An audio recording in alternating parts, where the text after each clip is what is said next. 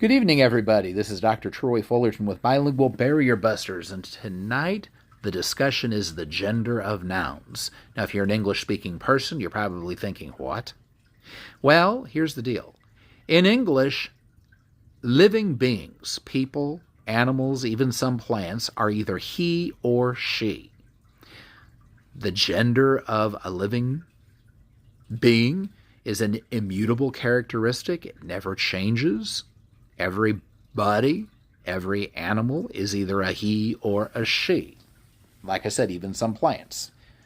But what about everything else? Well, everything else isn't it.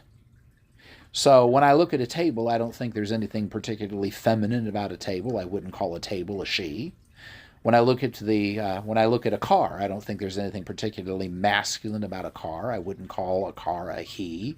I don't look at the moon and the sun and call the sun he or the moon she. But Spanish does all of those things. In Spanish, everything, and I do mean everything, is either masculine or feminine.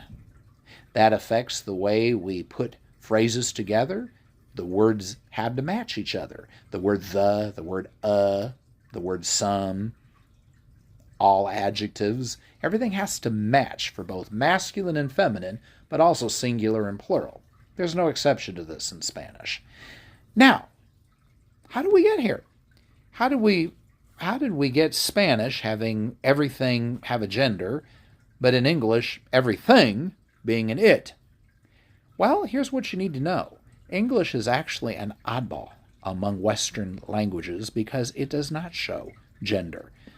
Most languages do. Most, especially Western languages, do have either masculine and feminine, sometimes masculine and feminine, and don't laugh, this is what they call it, neuter.